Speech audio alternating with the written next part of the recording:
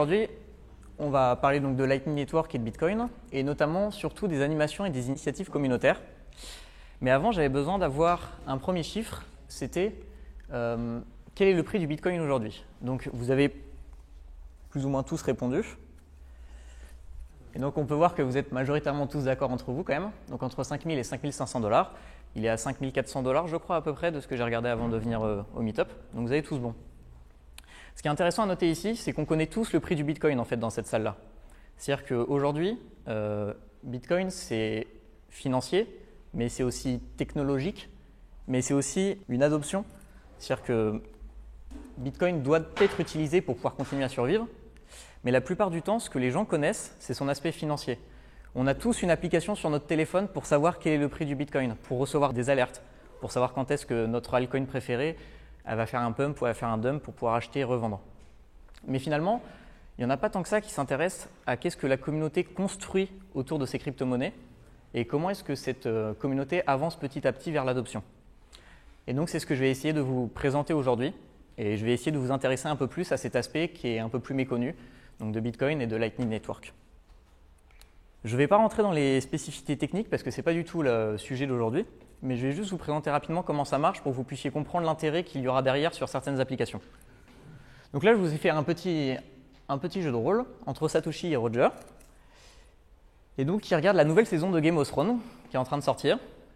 Et ils se disent, à chaque épisode, s'il y a un des héros principaux qui meurt, donc ils se sont fait une liste, il y a Satoshi qui gagne 0,1 Bitcoin. Si jamais il n'y en a aucun qui meurt, c'est Roger qui gagne 0,1 Bitcoin. Le principe est simple. Et donc, on comprend très rapidement, d'abord sans Lightning Network, à gauche, uniquement avec Bitcoin, qu'il y aura 6 transactions, une transaction par épisode, avec chaque fois 0,1 Bitcoin qui sera transféré d'un wallet à l'autre. Là où c'est un inconvénient, c'est que du coup, on paiera 6 fois des frais et on aura 6 fois un temps d'attente. Même si Bitcoin permet des transactions qui sont quand même suffisamment rapides, notamment par rapport à nos institutions financières classiques telles qu'on les connaît, il n'empêche que quand c'est juste un petit pari entre amis, on aurait aussi vite fait de sortir une pièce de monnaie et de se la transférer comme ça, plutôt que de payer en Bitcoin. Et en fait, Lightning Network, il vient répondre exactement à ce souci-là. C'est fait pour les micro-paiements. Lightning Network, ce n'est pas une autre crypto-monnaie, c'est une surcouche au protocole Bitcoin. Et en fait, qu'est-ce qu'elle va permettre? Elle va permettre d'éviter un grand nombre de transactions. Ici, par exemple, dans ce jeu, lorsqu'il l'aurait démarré, il n'y aurait eu que 2 transactions. La toute première, qui aurait commencé à l'épisode 1, et une dernière transaction qui aurait commencé lors du dernier épisode. Et en fait, Lightning Network, c'est un peu comme si vous aviez une colocation. Quand vous êtes en colocation, par exemple, tous les mois, il y a un budget. Et vous ne vous amusez pas à rendre l'argent à votre colocataire de ce que vous lui devez à chaque fois que vous lui devez quelque chose. La plupart du temps, vous avez un petit carnet, vous notez ce que vous lui devez, et une fois par mois, une fois tous les 2 mois, vous faites la somme et vous transférez cette somme-là. Lightning Network, c'est exactement pareil. Ce qu'ils vont faire, c'est qu'à chaque épisode, ils vont se donner une promesse. Donc, par exemple, si Satoshi il a perdu le pari, il va promettre à Roger de lui passer 0,1 Bitcoin. Ce sera noté dans un registre. Et lorsqu'ils auront fini leur pari, donc au bout de 6 épisodes, on va juste faire la somme de toutes ces promesses-là et ça nous donnera une transaction finale. Par exemple, Satoshi qui reçoit 0,2 Bitcoin. Donc du coup, on diminue grandement le nombre de transactions et ça permet de faire des échanges instantanés. Le gros avantage de Lightning Network, c'est lorsqu'il y en a plusieurs qui l'utilisent. Là, vous avez un réseau et par exemple, si A veut donner de l'argent à B, il pourra passer par tous les intermédiaires qui sont présents. Donc là, par exemple, on voit qu'avec un saut, il pourra atteindre B. Et du coup, il va pouvoir payer en Bitcoin instantanément sans avoir à passer par des transactions entre A et B. Donc Lightning Network est fait pour les microtransactions et permettre une rapidité bien plus importante que celle de Bitcoin. Et on verra que c'est important par la suite. Dans la première partie des initiatives qu'il y a dans la communauté, j'aimerais parler des extensions des navigateurs web. Car il y en a beaucoup qui sortent actuellement et il y en a certaines qui sont très intéressantes. Ici, les 2 premières, ce sont Lolly et Moon. Alors, c'est des applications qui se ressemblent un peu, c'est pour ça que je les ai classées ensemble. Donc, la première, Lolly, c'est une extension qui permet de faire du cashback. C'est-à-dire que vous installez l'application sur votre navigateur et après, vous naviguez comme d'habitude. Ils ont des partenariats avec certains marchands Donc, par exemple, ils ont Walmart en partenariat. Malheureusement, pour le moment, c'est beaucoup de partenariats américains, mais le principe est intéressant. Et donc, par exemple, lorsque vous allez acheter sur un site partenaire, ils vont vous redonner une partie de ce que vous avez dépensé sur ce site-là en Bitcoin. Le principe derrière ça est simple. Comment est-ce que Lolli se fait son argent? En fait, ils ont des liens affiliés avec tous ces marchands-là. Donc, par exemple, Walmart leur dit, si jamais un client achète à partir de vos liens à vous, on vous redonne 10% de ce qu'il a dépensé. Et Lolli, en fait, prend le pari de diviser par deux cette récompense-là, une part pour le consommateur et une part pour lui-même. Lolli permet d'un retrait en USD ou en BTC des 15 $ de cashback. Et en moyenne, le cashback est de 7% selon les sites. Il varie entre 1% et 30%. La deuxième application, Moon, elle vient de sortir, puisqu'elle est sortie officiellement aujourd'hui. Ça permet de payer en Bitcoin avec Lightning Network, donc sans frais et instantanément, sur les sites dont ils sont partenaires. Leur premier site partenaire, c'est Amazon.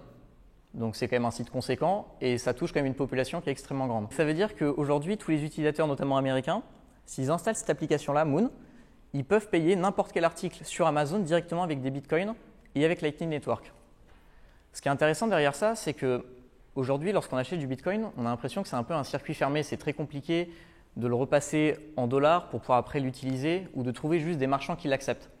Et ce genre de petites extensions permettent justement qu'on utilise notre Bitcoin et qu'on fasse vivre la communauté Bitcoin de manière très simple.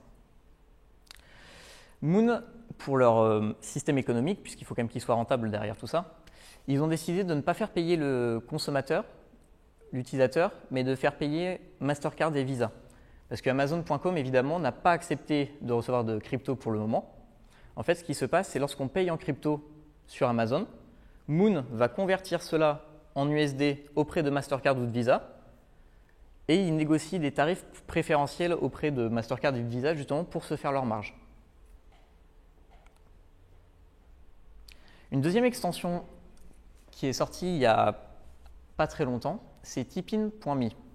Alors je ne sais pas si certains en ont déjà entendu parler. Sur Twitter, pendant quelques temps, il y a eu une grande mode autour de ça, notamment parce qu'il y a eu Jack Dorsey qui en a parlé, donc le CEO de Twitter. C'est une application qui permet de faire des dons très rapidement, instantanément grâce au Lightning Network, et ça permet ce qu'on appelle l'apparition des micro-dons. Aujourd'hui, si vous voulez faire un don à quelqu'un par carte bleue sur un site internet ou je ne sais pas, sur n'importe quel site, vous n'allez pas faire des dons de quelques centimes, ce sera beaucoup trop coûteux avec ce que le système financier vous impose comme frais et choses comme ça. Bitcoin, c'est pareil. Même si les frais sont moindres que sur un système classique, il y a malgré tout des frais à chaque transaction. Lightning Network, comme il n'y a pas de frais, ça permet de faire ce genre de micro-dons. Là, je vais vous donner un exemple. Une fois que vous avez installé l'application, par exemple sur Twitter, elle est donc intégrée, et vous avez un petit éclair qui s'affiche sous n'importe quel tweet. Vous avez juste à cliquer dessus, vous avez un QR code qui apparaît, vous le scannez et vous pouvez envoyer n'importe quel don. Le don peut aller à partir de 1 Satoshi, donc ce qui vaut à des centimes de centimes.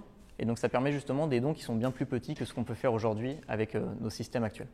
Une des grosses utilités de Lightning Network, c'est de permettre justement toutes ces micro-transactions qui sont tellement petites que finalement les frais viennent dépasser le montant de la transaction. Alors ces extensions, comme on a vu, elles sont limitées parce qu'elles sont principalement pour les Américains pour le moment. Elles n'ont pas encore énormément de cas d'usage. Donc on peut se demander est-ce qu'elles sont réellement utiles. Mais elles permettent de faire progresser la technologie et notamment Bitcoin sur beaucoup de domaines. Donc on a notamment l'expérience utilisateur. Alors, je ne sais pas si vous vous êtes déjà amusé à transférer des fonds d'un compte à l'autre aujourd'hui, mais taper son adresse, c'est un vrai calvaire. On a toujours peur de se tromper, même quand on copie, même quand on prend un QR code, ce n'est pas si simple que cela. Et justement, avoir des applications qui se développent, ça va forcer les développeurs à réfléchir l'interface, à réfléchir comment améliorer l'expérience utilisateur.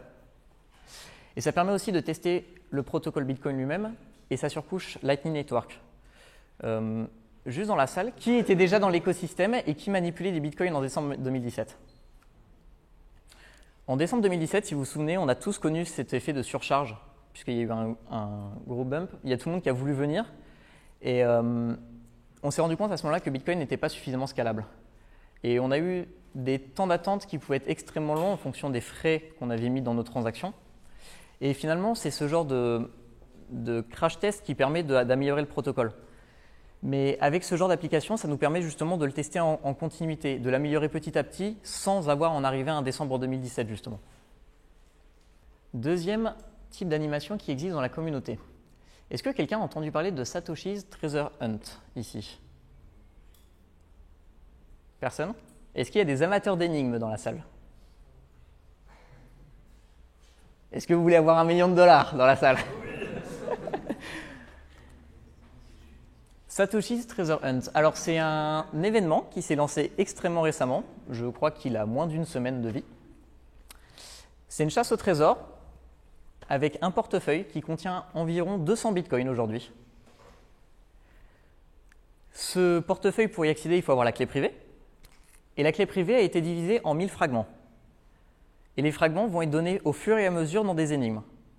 Et ils ont fait en sorte qu'à partir de 400 fragments, on puisse déverrouiller l'accès au portefeuille.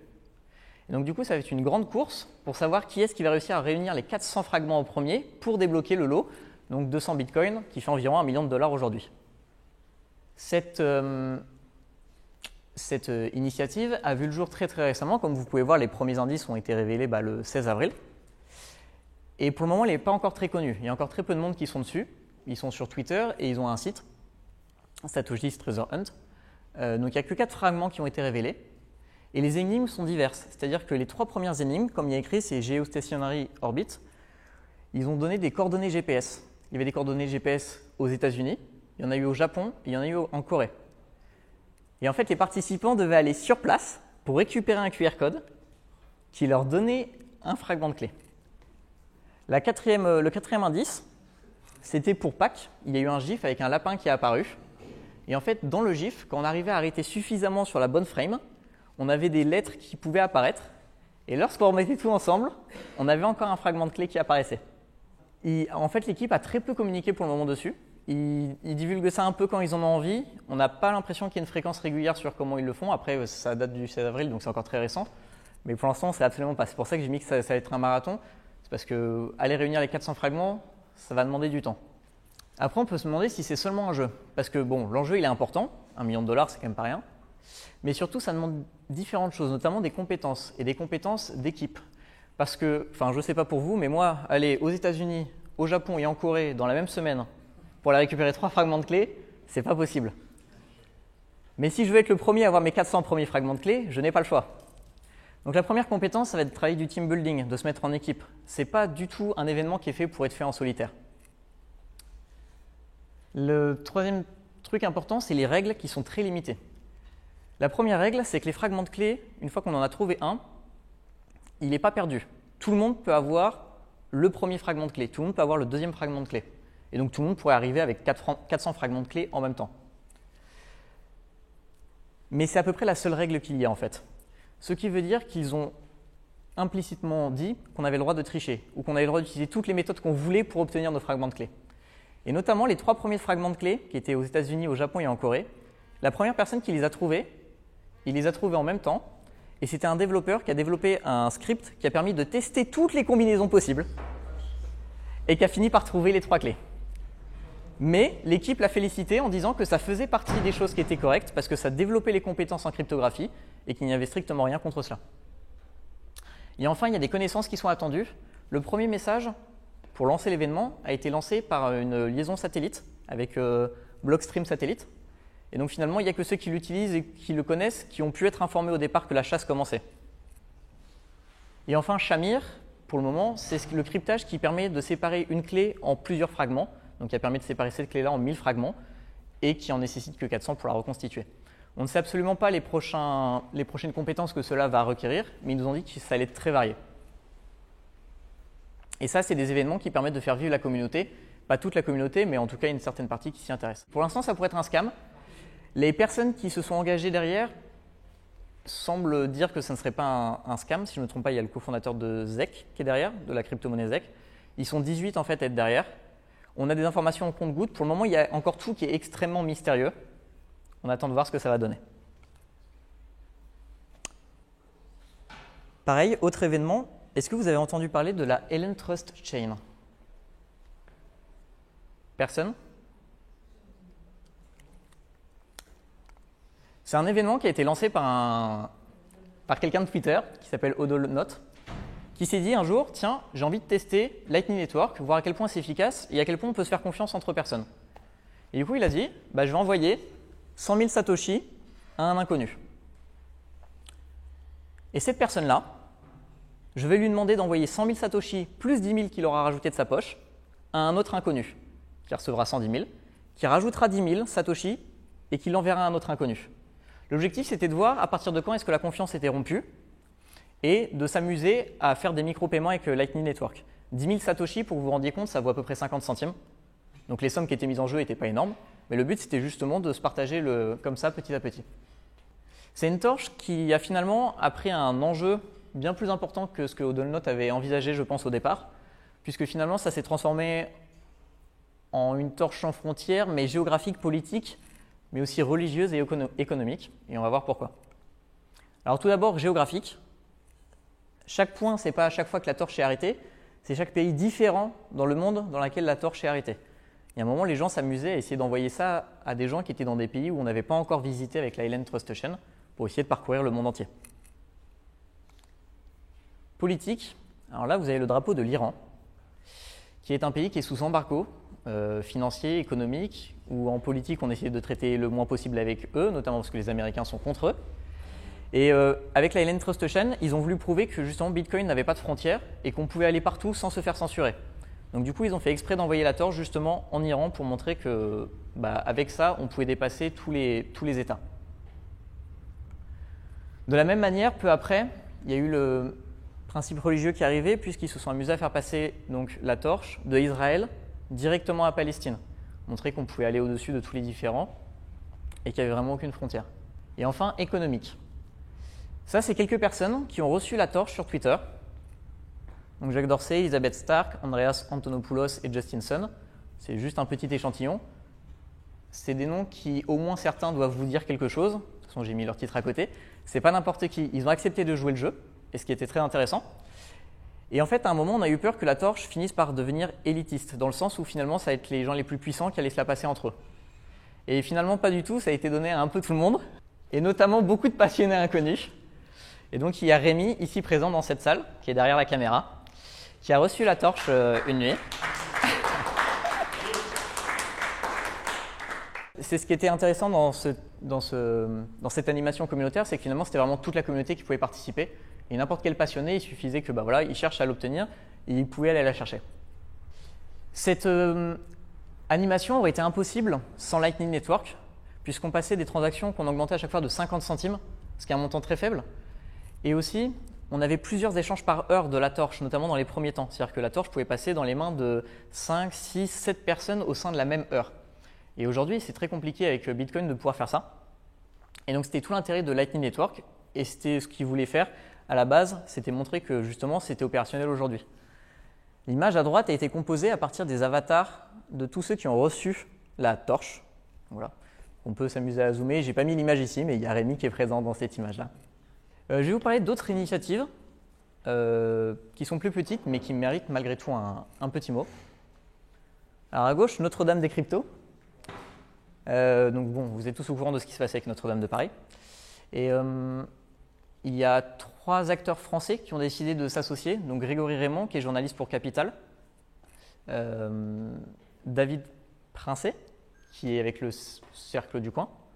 Et non, c'est l'association Cercle du Coin. Et David Princet, qui est avec un groupe sur Facebook très important par rapport aux crypto-monnaies, qui ont décidé de lancer une cagnotte justement pour aider à reconstruire Notre-Dame de Paris. L'objectif est surtout de faire une première démarche auprès du gouvernement, puisque le gouvernement a accepté de recevoir des bitcoins. C'est vraiment une première, et c'est vachement intéressant pour le coup, parce que ça va les forcer à réfléchir un petit peu. Après, il y avait la Paris Blockchain Week qui s'est passée justement cette semaine, avec les ministres, notamment Bruno Le Maire, qui était présent. Donc je pense que ça a sûrement joué aussi au fait qu'ils se soient décidés à accepter du bitcoin pour là, parce que ça faisait parler à ce moment-là. Mais c'est toujours intéressant à noter. Le Hélène Quiz, qui est une activité beaucoup plus réservée, qui est lancée par Jazaronaut. C'est un compte Twitter qui a à peine 200 abonnés, si je ne me trompe pas, donc c'est vraiment quelqu'un de tout petit, mais qui a décidé de promouvoir Lightning Network en faisant un quiz tous les jours. Il pose une question à 17h. La première personne qui y répond correctement gagne 1000 Satoshi. Le but, c'est juste de s'amuser avec Lightning Network et découvrir petit à petit comment est-ce que ça marche. Il y a d'autres initiatives comme PoloFeed. On paye en Satoshi et on voit une caméra qui filme des poulets. Et en fait, quand on leur donne des Satoshi, ils reçoivent des graines. Donc voilà, donc on paye un petit truc en Lightning Network pour voir des poulets se faire nourrir. Et Lightning Throne qui permet de faire, en fait, il y a un trône. Et si on veut être le roi, il faut payer plus que ce que le précédent a payé. Donc par exemple, si le précédent a payé 10 000 Satoshi et que nous on paye 10 001 Satoshi, c'est nous qui devenons le roi jusqu'à ce que quelqu'un va payer 10 002 Satoshi. Voilà, et ainsi de suite. Pour conclure, le Bitcoin n'est pas uniquement une spéculation, ce n'est pas uniquement un prix, on ne peut pas uniquement se baser sur ça. C'est aussi une adoption. Il faut que les gens l'utilisent, il faut que les gens le pratiquent, il faut que les gens se familiarisent avec pour vraiment pouvoir avoir une adoption et voir cet écosystème grandir. Lightning Network est arrivé et apporte de nouvelles perspectives et renforce justement l'attrait de Bitcoin et son intérêt, notamment en se basant sur tout ce qui est micro-paiement. Ça ne remplacera jamais Bitcoin sur des très gros paiements qu'on veut faire, mais sur tout ce qui est micro-paiement et instantanéité, ça permet d'apporter beaucoup plus de souplesse. Et les animations et initiatives de la communauté permettent justement à avancer et à tester toutes ces choses-là. Et moi, personnellement, qui suis sur Twitter principalement, on est en bear market depuis à peu près un an et demi. Et par moments, c'est un peu ennuyant, parce que les gens sont un peu moroses et tout ça. Et avoir des animations comme ça, justement, ça permet de bouger un peu, de se dire que voilà, Bitcoin, c'est pas juste un prix. On s'en fiche qu'il soit bas ou haut le prix ou choses comme ça. Il y a moyen de s'amuser, il y a moyen de tester, il y a moyen de construire autour de tout ça. Je voulais remercier quand même Blockchain et Société pour avoir accepté que je parle aujourd'hui et pour avoir accueilli dans ces locaux-là. Et pour même tous les meet-ups qu'ils font tous les mois, parce que c'est vraiment génial. Moi, j'ai commencé justement en venant découvrir ce meet-up-là, lorsque j'ai essayé d'apprendre un peu plus sur ce monde-là. Donc c'est vraiment super intéressant. Un petit mot très rapide à 3 personnes qui ne sont pas très connues. Moi, je suis sur Twitter et c'est moi qu'on connaît en tant que cryptodidacte. Mais je ne pourrais jamais faire ça seul. Donc j'ai Rémi qui est présent ici, qui est mon vidéaste. Il y a Yannick qui est le graphiste et qui a fait les diapos que vous voyez aujourd'hui. Et enfin, il y a Mathieu qui est mon rédacteur et développeur web qui m'aide à développer mon site. Et c'est la fin pour aujourd'hui.